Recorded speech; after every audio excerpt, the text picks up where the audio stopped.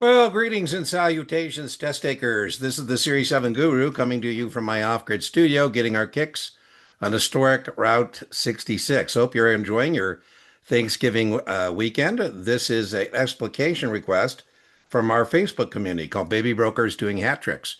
Baby broker is a term of endearment for a rookie in the securities industry, and a hat trick is three successes in a row.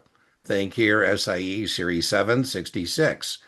An investor is long 200 shares of ABC stock at 58 and short one ABC May 60 call at 2. What is the break even? Wow. This test prep vendor question is not what you're going to see on the test. My guess is that the test taker didn't recognize that I only wrote one contract here, not two. If this was two and two, the break even would be 56, and that's actually what the test taker answered. But when you have these odd numbers, I think you should fire up your T and say, okay, well, let me on this odd number just figure it out. So my 200 shares there at 58 is $11,600. And then I brought in $200 for that one call. I'm only obligated to deliver 100 shares at 60. So break even is the number that would make the columns balance, right? So if I'm out 11.6, I got to be able to bring in that same amount of money.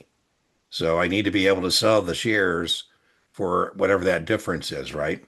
To make the columns balance. That's what break even is. Same dollars out as dollars in.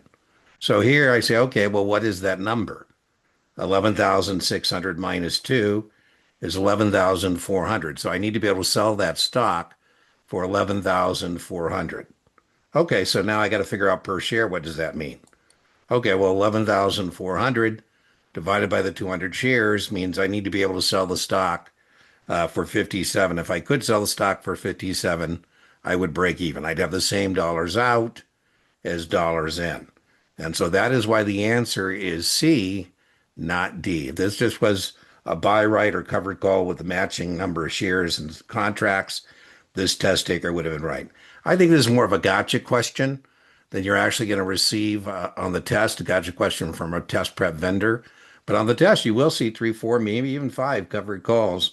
Very important to know break even at 56 on a normal one. And you don't participate past the strike price. We do this to generate additional income. We're agreeing to sell high, stock we bought low. I'll link to a video I have on covered calls, or you can put covered calls in the search bar and all kinds of examples will come up.